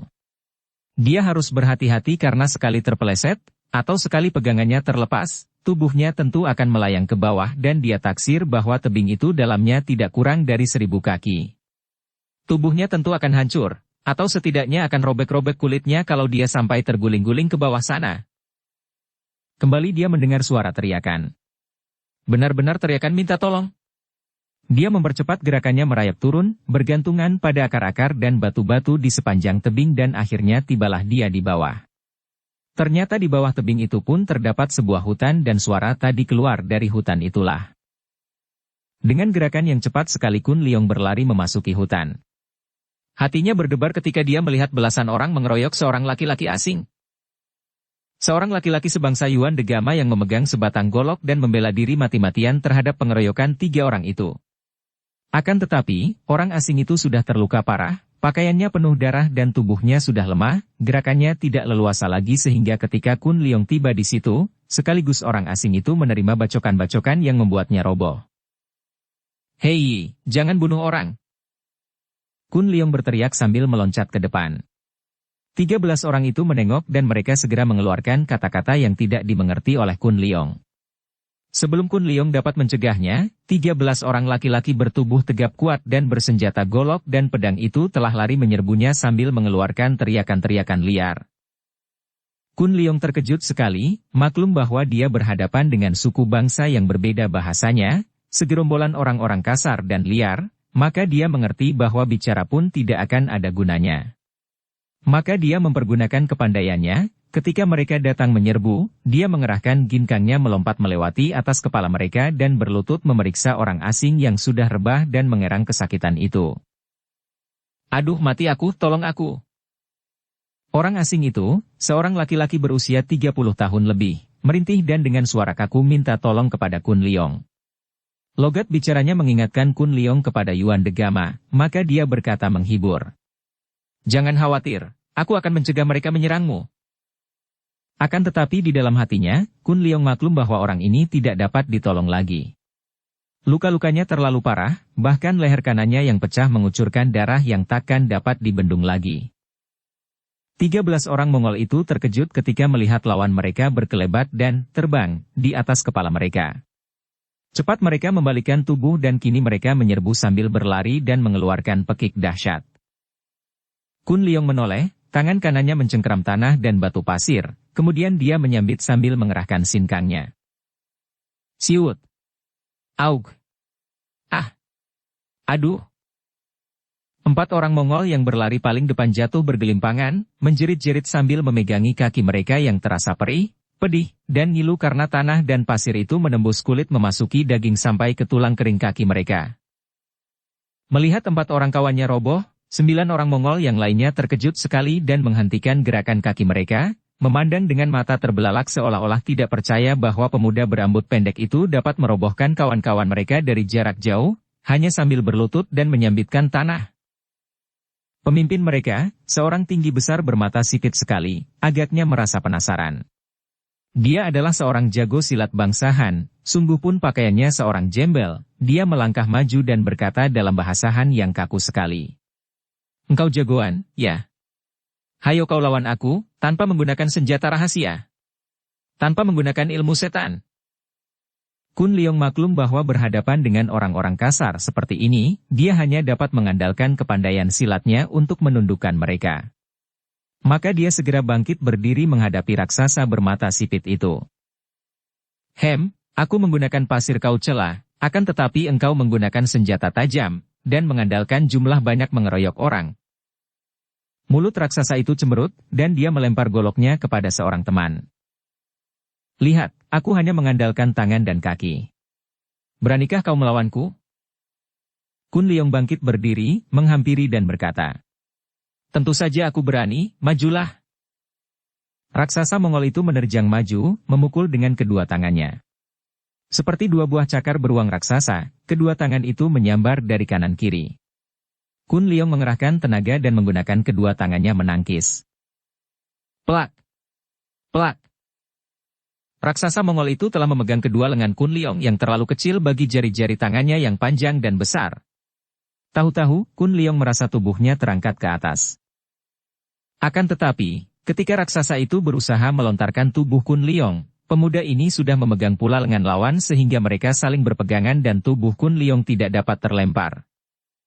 Bahkan ketika raksasa itu mengerahkan seluruh tenaga dan untuk kesekian kalinya melontarkan, Kun Liong meminjam tenaganya, ditambah tenaga sendiri sambil memperberat tubuhnya dan kini tubuh raksasa itulah yang melayang ke atas begitu kaki Kun Liong menyentuh tanah dan tubuh yang tinggi besar itu terlempar dan terbanting keras ke atas tanah. Bruk!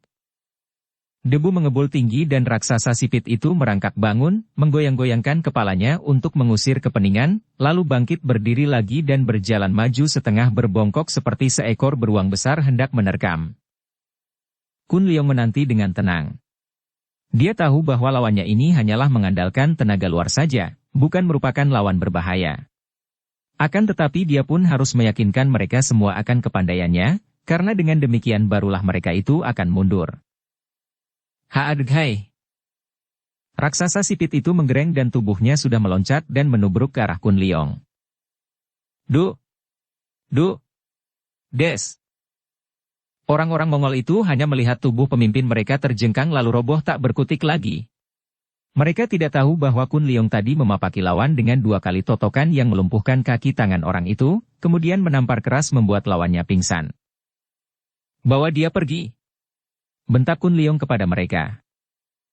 Dengan muka membayangkan rasa takut, orang-orang Mongol itu lalu menolong pemimpin dan teman-teman yang kakinya terluka, kemudian berlari-lari meninggalkan tempat itu. Setelah melihat orang-orang Mongol itu pergi jauh, Kun Liong kembali berlutut di dekat orang asing yang kini hanya mengerang lemah sekali karena kehabisan darah.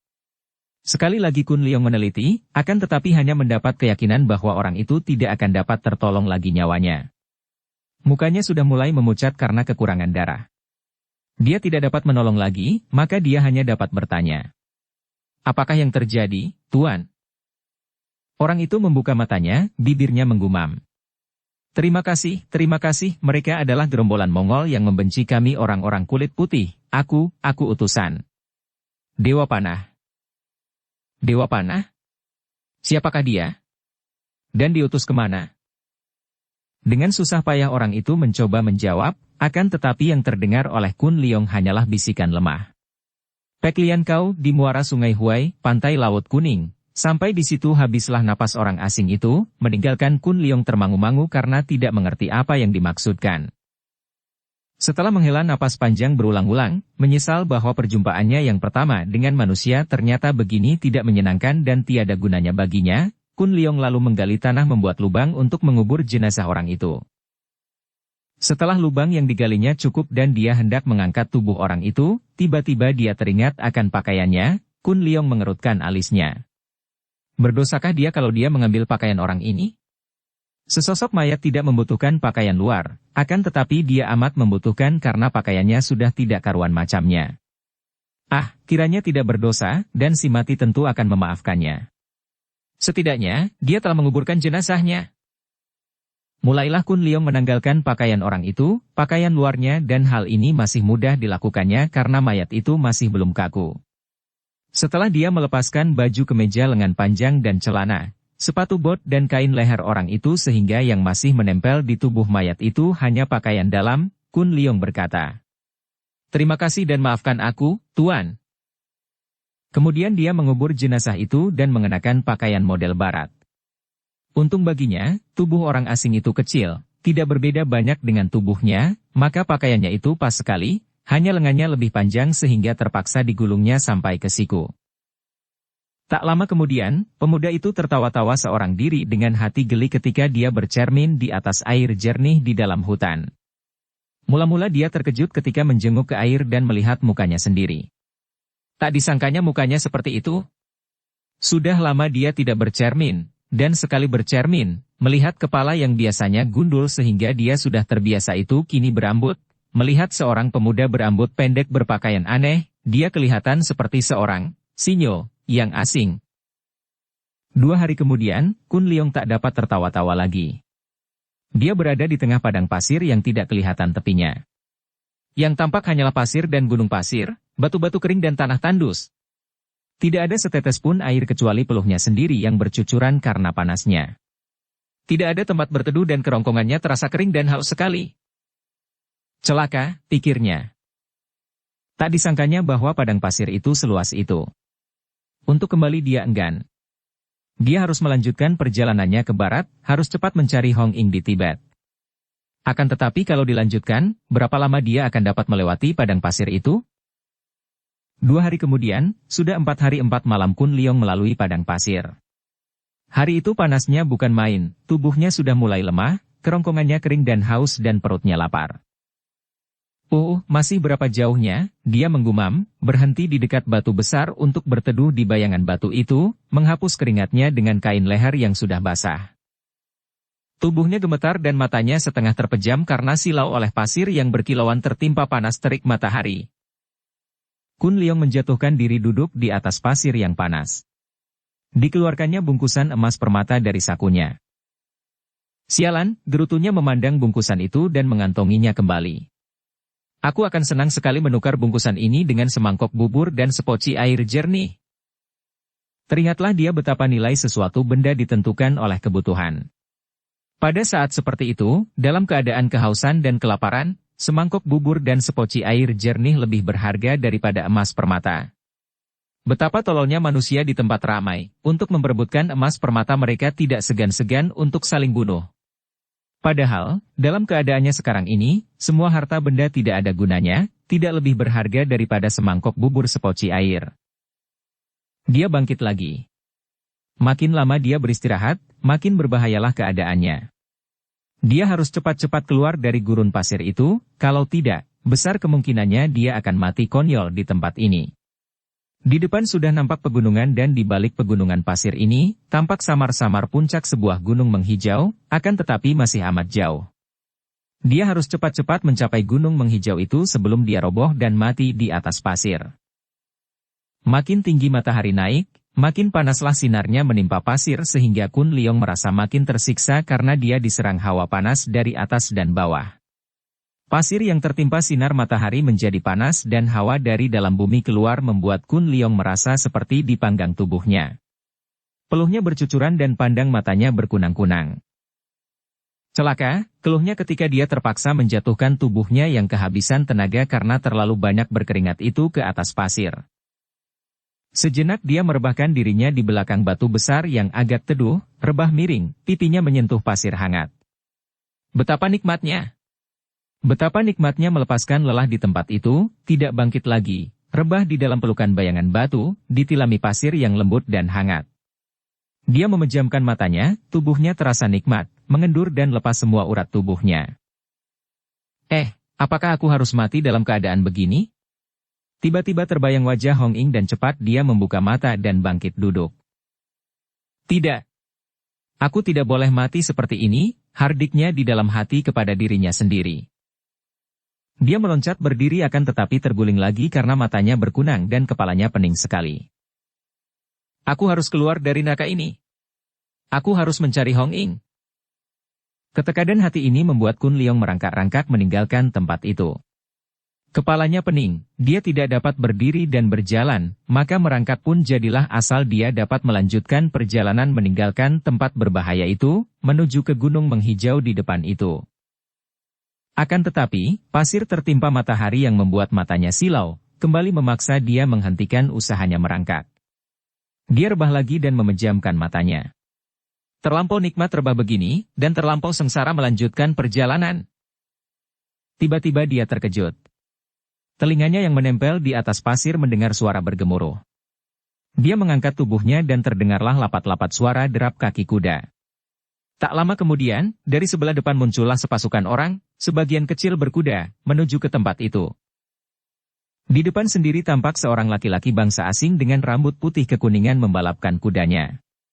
Ketika tiba di tempat di mana Kun Leong masih berlutut dan menyangga tubuhnya dengan kedua tangan seperti orang merangkak, laki-laki itu berseru keras, meloncat turun dari kuda dan menghampiri.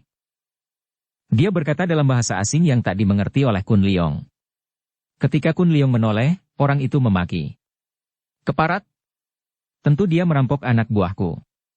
membunuh dan merampas pakaiannya. Dengan gerakan cepat, orang itu mencabut beberapa batang anak panah yang tergantung di punggung, memasangnya di busur. Wir wir wir, cuat cuat cuat. Bukan main cepatnya orang itu mainkan anak panah dengan busur. Kun Leong yang masih pening itu hanya melihat sinar-sinar kilat berkelebat dan anak-anak panah menyambar dan menancap di sekeliling tempat dia berlutut. Dia telah dikurung pagar anak panah. Bukan main pandainya orang asing itu menggunakan busur dan anak panah dan teringatlah dia akan pesan orang yang ditolongnya beberapa hari yang lalu. Dewa Panah. Agaknya orang inilah yang dijuluki Dewa Panah, dan memang ilmu panahnya hebat. Kemudian orang yang memegang anak panah itu meloncat dan hanya dengan 2 kali loncatan saja dia sudah berdiri di depan Kun Leong yang kini sudah berhasil bangkit berdiri dalam pagar anak panah yang menancap di atas pasir di sekelilingnya itu. Loncatan orang itu pun membuktikan bahwa selain lihai ilmu panahnya, orang asing yang masih muda itu juga memiliki kepandaian yang tinggi. Akan tetapi hal ini tidak menarik hati Kun Leong yang tentu saja menganggap kepandaian seperti itu tidak ada artinya. Yang menarik hati Kun Leong adalah ketika dia mengenal orang asing yang bukan lain adalah Markus, bekas kekasih Kim Seng Siochia. Dugaannya ini memang tidak keliru. Orang itu adalah Markus, pemuda bangsa Portugis bekas anak buah Legazpi yang tadinya menjadi kekasih Kim Seng Siochia. Kemudian ketika Kim Seng Siochia tewas, dia berhasil melarikan diri membawa kitab-kitab pusaka dan barang berharga dari nona gemuk itu. Dan di antara ilmu kepandaiannya Kim Seng Siochia yang dapat dia warisi, di antaranya adalah ilmu panah yang lihai. Markus berhasil pula menghimpun beberapa orang bekas rekannya sehingga terkumpul 5 orang Portugis yang masih berkeliaran, kemudian dia bersama 5 orang anak buahnya itu menggabungkan diri dengan golongan orang Mongol yang berniat memberontak dan menyerbu ke selatan. Gerombolan pemberontak ini terdiri dari ribuan orang dan merupakan pasukan yang kuat, dan sudah siap untuk bergerak ke selatan. Dalam usaha pemberontakan ini, gerombolan orang Mongol yang dinamakan pasukan Tombak Maut mengadakan kontak dan persekutuan dengan kaum Peklian Kau. Berkat ilmu silat dan ilmu panahnya yang cukup lihai, Markus memperoleh kedudukan terhormat di dalam pasukan Tombak Maut dan sebentar saja dia terkenal sebagai Dewa Panah karena ilmu panahnya memang hebat dan dikagumi oleh semua orang Mongol. Pada hari itu, Markus mengiringkan komandannya bersama sepasukan orang Mongol berjumlah 20 orang lebih dan pasukan ini secara kebetulan melalui gurun pasir di antara pegunungan itu dan bertemu dengan Kun Leong yang sudah terancam bahaya maut karena lelah, lapar dan terutama sekali haus. Melihat Kun Leong mengenakan pakaian seorang anak buahnya, dia menjadi curiga dan segera mengancam Kun Leong dengan anak panahnya. Kini dia menghadapi Kun Leong dan di belakangnya, duduk di atas kuda sambil memandang tajam, sang komandan pasukan Tombak Maut menyaksikan tanpa membuka suara. Komandan ini masih muda, tampan dan gagah, matanya tajam dan gerakan biji matanya liar. Kun Leong masih nanar dan pening, pandang matanya masih berkunang sehingga ketika dia memandang kepada Markus dan kepada komandan itu, hatinya terkejut dan dia mengira berada dalam mimpi. Dia mengenal pula komandan itu. Tentu saja dia tidak akan pernah dapat melupakan wajah Ouyang Bou putra Bantok Choaong Ouyang Kok si Raja Ular. Dia tentu mata-mata dari selatan yang menyamar. Tangkap saja dia, kita periksa di markas, bentak Ouyang Bou tanpa turun dari kudanya. Agaknya baik dia maupun Markus tidak mengenal Kun Leong, bukan hanya karena pakaiannya yang aneh akan tetapi terutama sekali karena Kun Leong yang dahulunya gundul pelontos itu kini telah memiliki rambut hitam lebat. Ketika beberapa orang anggota pasukan Tombak Maut, yaitu orang-orang Mongol anak buah Ouyang Bou, berhasil menghampiri dan mentaati perintah Ouyang Bou untuk menangkapnya, Kun Leong sama sekali tidak mau melawan. Dia maklum bahwa andai kata dia mengerahkan seluruh sisa tenaganya untuk melawan, tak mungkin dia yang kelaparan dan kehausan itu mampu mengalahkan Ouyang Bou yang dia tahu amat lihai. Pula begitu melihat Ouyang Bou, teringatlah dia akan cerita Hong Ing tentang suci darah itu, yaitu Lau Kim In, wanita cantik manis pendiam yang berhati keras dan galak. Menurut cerita Hong Ing, Nona Lau Kim In telah ditangkap oleh Ouyang Bou dan telah dibawa pergi menjadi istri orang berotak miring ini. Teringat akan ini selain tidak kuat untuk melawan, Kun Leong membiarkan dirinya diringkus dan ditawan karena dia pun ingin sekali mengetahui bagaimana dengan nasib suci dari Hong Ing, di samping ingin memulihkan tenaganya lebih dulu sebelum melawan. Beri dia makan dan minum, jangan sampai dia mati kelaparan dan kehausan. Kita perlu mengorek semua rahasia musuh dari mulutnya, kata pula Ouyang Bowu dan diam-diam Kun Leong merasa berterima kasih dengan perintah ini. Dapat dibayangkan betapa segar rasanya air dari guci air yang diberikan kepadanya, betapa nikmat roti kering dan daging yang dimakannya. Diam-diam di dalam hatinya dia berjanji sendiri bahwa untuk makan dan minum saja dia sudah berhutang nyawa kepada Ouyang Bowu. Biarpun dahulu Ouyang Bowu menggunakan jarum merah beracun menyerangnya dan membuat kepalanya gundul, namun sekali ini Ouyang Bowu dianggapnya telah menyelamatkannya, maka dia pun berjanji takkan mengganggu keselamatan putra Raja Ular itu. Kun Leong dibawa oleh rombongan itu sebagai seorang tawanan dan melihat dia tidak melakukan perlawanan dan sama sekali tidak membayangkan sebagai seorang yang pandai ilmu silat. Biarpun dia dianggap sebagai seorang mata-mata musuh, namun dia tidak diperlakukan kasar, hanya disuruh berjalan kaki mengikuti rombongan itu, tanpa dibelenggu kedua tangannya. Hanya rantai yang dihubungkan dengan belenggu sebelah kakinya dipegang oleh seorang anggota pasukan. Kiranya markas pasukan tombak maut itu berada di gunung yang dari jauh tampak kehijauan tadi. Perjalanan menuju ke pegunungan itu masih memakan waktu sehari semalam sehingga diam-diam Kun Leong bergidik. Kalau dia tidak bertemu dengan gerombolan ini, menjadi tawanan dan diberi makan, agaknya belum tentu dia akan dapat tiba di pegunungan ini dalam keadaan masih bernyawa. Barulah dia mengalami sendiri betapa bahayanya melakukan perjalanan melintasi gurun pasir tandus tanpa bekal secukupnya. Ketika rombongan itu tiba di puncak gunung, Kun Leong melihat dengan kaget bahwa puncak itu merupakan sebuah perkampungan gerombolan yang besar dan kuat. Bangunan-bangunan yang kokoh kuat dilingkari tembok benteng dan dijaga seperti sebuah benteng tentara saja. Dia dibawa ke dalam sebuah kamar tahanan dan didorong masuk ke dalam sebuah kamar itu, pintu ditutup rapat dan tempat itu dijaga kuat. Pada keesokan harinya, barulah dia diambil oleh 4 orang penjaga dan dia diiringkan memasuki sebuah ruangan besar di mana tampak duduk Markus, Ouyang Bowu, beberapa orang Mongol berpakaian perwira dan di tengah-tengah mereka, di atas sebuah kursi tinggi berukir indah, duduk seorang wanita cantik yang berpakaian indah seperti seorang ratu. Melihat wanita ini, Kun Leong terkejut karena dia mengenal wanita itu yang bukan lain adalah Lau Kim In. Wanita cantik ini, dengan sikapnya yang agung, kecantikannya yang dingin, memandang dan dari sinar matanya yang bercahaya itu Kun Leong dapat menduga bahwa suci dari Hong Ing itu agaknya mengenalnya. Bagaimanakah Lau Kim In dapat berada di situ dan agaknya menjadi tokoh tertinggi, menjadi pucuk pimpinan di antara gerombolan orang Mongol itu? Seperti telah diceritakan di bagian depan, Lau Kim In dan sumoinya, Pek Hong Ing, bertemu dengan Ouyang Bowu di tengah hutan dan dengan kepandaiannya yang tinggi, Ouyang Bowu berhasil merobohkan 2 orang kakak beradik seperguruan itu. Ouyang Bowu jatuh cinta kepada Kim In, maka dia mengancam untuk membunuh Hong Ing dan akhirnya secara tidak terduga-duga oleh Hong Ing sendiri, sucinya itu menyerah dan menerima menjadi istri Ouyang Bowu. Hong Ing dibebaskan oleh Ouyang Bowu yang kegirangan dan sambil tertawa-tawa, Ouyang Bowu berlari cepat memondong tubuh Lau Kim In meninggalkan Pek Hong Ing. Kim In memejamkan matanya dan menguatkan hatinya, menerima semua perlakuan Ouyang Bowu kepadanya, bahkan dia tidak membantah atau melawan sedikit pun ketika Ouyang Bowu mencumbunya, menciuminya dan menjadikan dia sebagai istrinya pada malam hari itu juga, di dalam hutan, di sebuah kuil tua. Kim In sengaja mengorbankan kehormatannya, bukan semata-mata untuk menolong dan menyelamatkan sumoinya, bukan pula semata-mata untuk menyelamatkan nyawanya sendiri melainkan karena dia melihat keuntungan jika dia menjadi istri pemuda tampan akan tetapi setengah gila ini. Dia melihat betapa Ouyang Bowu memiliki kepandaian yang amat tinggi. Dia ingin mempelajari ilmu dari pemuda yang menjadi suaminya ini, suami yang diterimanya bukan karena cinta. Sama sekali bukan. Bahkan dia merasa muak dan jijik setiap kali Ouyang Bowu mendekatinya dan menidurinya, namun semua itu dipertahankannya dengan tabah dan dengan mematikan segala perasaannya. Bagi Ouyang Bowu sendiri, kerelaan hati Kim In menerimanya sebagai seorang suami tanpa pernikahan resmi, membuat dia makin tergila-gila dan pemuda sinting ini benar-benar jatuh cinta kepada Lau Kim In.